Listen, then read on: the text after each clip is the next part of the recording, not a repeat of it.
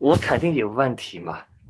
我的问题就是开玩笑，跟他开玩笑，结果吓到他了。我就说我就跟他开玩笑说，我把你的行李带去中国了，你要拿回你的行李，你就办个边民证去中国拿回你的行李。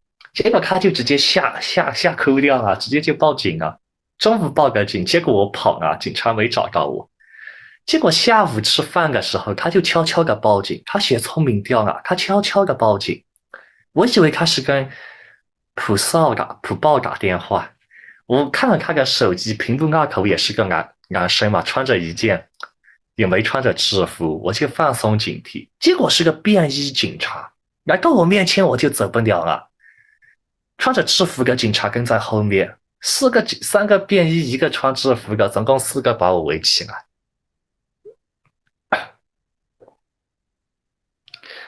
嗯，要办签证。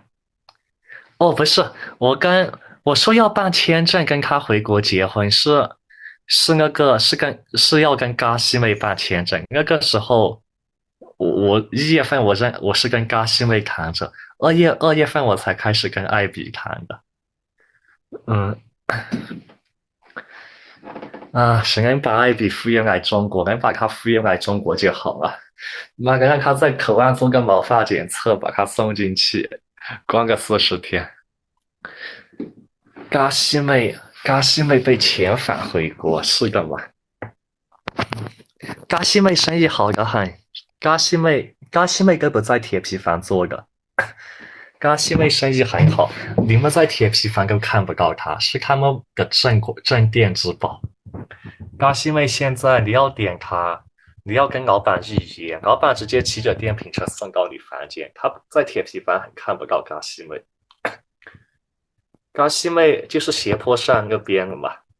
嘎西妹基本上一天要接4个快餐1个包夜，一天700块钱，看老板可以赚300来块，一个月会看老板稳稳的赚3000块钱。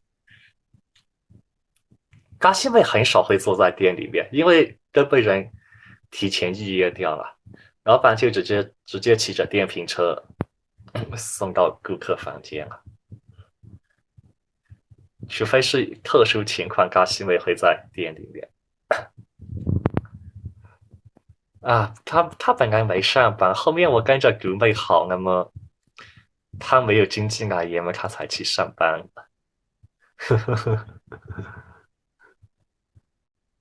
哎呦，对不对？他没有经济来源，然后才去上班。那天我跟嘎西妹，那天我逛铁皮房，嘎西妹见着我，就直接跟我吵了一晚上。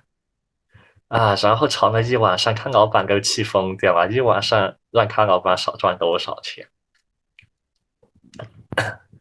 然后，然后那天晚上没办法，我就给了300万吉普，给嘎西妹300万吉普。后面独妹知道我给了嘎西妹300万吉普，就把房间砸了一片垃圾，桌子砸掉，板凳砸掉，杯子全部砸掉，砸了一片垃圾。抖音上应该也有这个视频的，砸了一片垃圾。之后我也是要让我给他300万，结果都给了。啊，是的嘛？那个视频就是那天晚上拍的嘛。他把一个房间砸得乱七八糟的，说是你还爱着他，你还想着你前任，他要跳楼了，要怎么了？要从阳台上跳下去了，各种各样。哎呀，最后我还是给个艾比300万，他才不跳的。现在信用卡没有额度了，那个中介太坏了，老挝警察真他妈不是人，看我信用卡有3万的额度，逼着我把3万全部掏出来。早知道带我去套现的时候，我就应该找机会赶快跑了，对不对？啊，真的是，当时就应该找机会赶快跑啊，还还不能抽的，各种各样。哦，谢谢大哥，谢谢阿波哥送的，谢谢干杯啊！对的嘛，结果第二天中午，我朋友就跟我说，他看见那2个捞我的中介，就是中午2点半的时候，我跟中介在摩丁警察局和摩丁公安一起有说有笑的。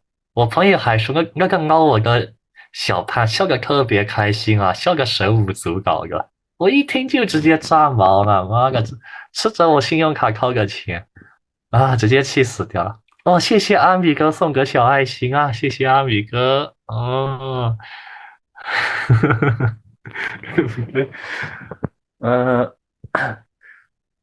摩丁男友啊，摩丁人才济济啊，摩丁啊，但是我永远来不了摩丁了。我看看，再回味一下我写老挝这个艾比的老挝名字叫 B B 啊，这个问题我不敢回答。这个问题就是这个好奇的问题，不敢回答。B 老挝一个 B 有2个 B 嘛，一个是一个是一个是那个喉咙发声的 B，一个是不发声的 B，然后也有2个，一个是短音一个是长音你看 IB 的这个辅音是这个喉咙不发音的，然后它的延音是这个短音的B IB。